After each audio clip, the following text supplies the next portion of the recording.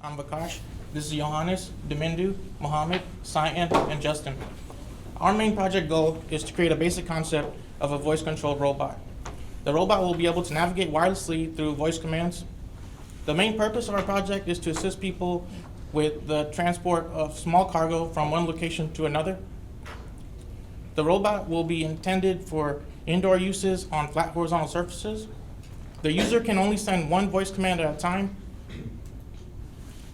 The robot will be able to carry cargo, and its maximum dimensions will be 2 feet by 2 feet.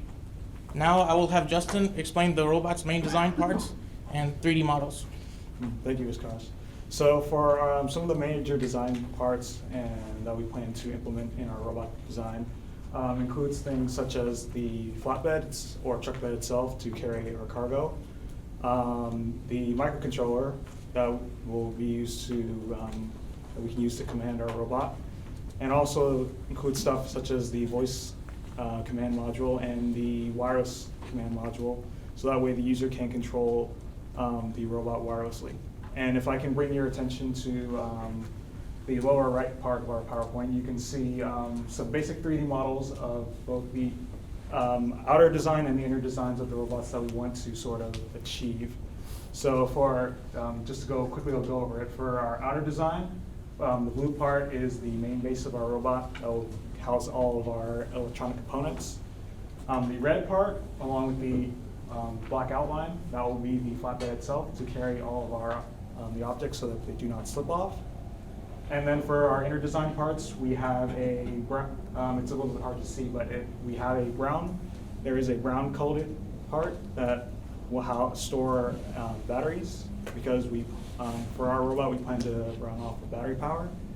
The light blue is our microcontroller.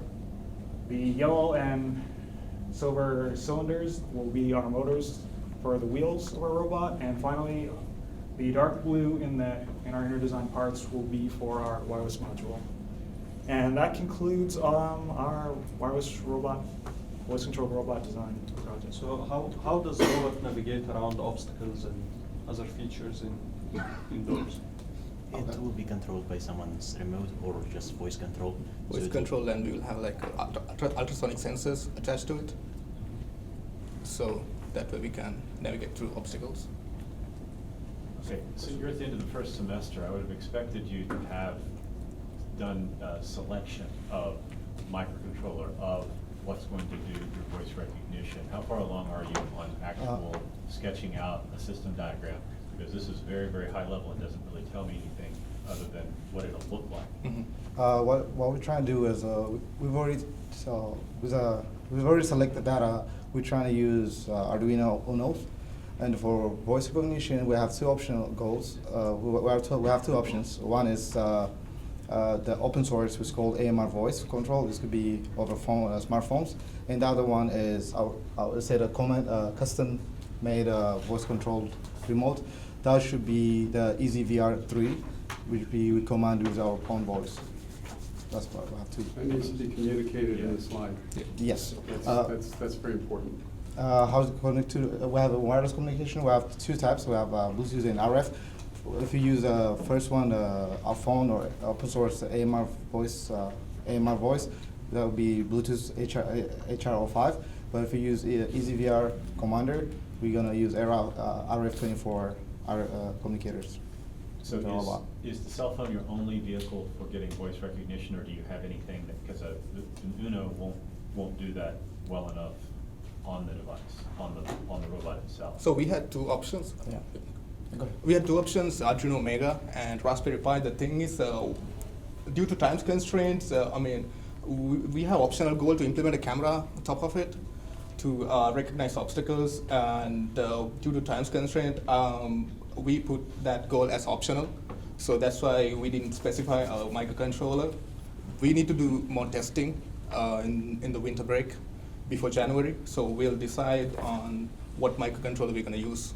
And to answer your question, you say that yes, Arduino doesn't really power the motors, but that's why we use. Forgot to mention here, but we use the motor shell to connect the Arduino and the motors in the middle. That's the diagram you should have put on this slide. Yeah. So who do you envision using this, and how would it be used? Well, What problem? like I can give you an example, because it's like infinite examples, but let's say you're sitting at one end of the table and someone wants an item, or across the room. Just put it on the robot, tell them go ahead, robot will take it to the person. We're getting really lazy. Yeah, So this is for pass the salt? Not it could be. Kind of. A question, because there are robots running around on campus, what will this do that's going to be different?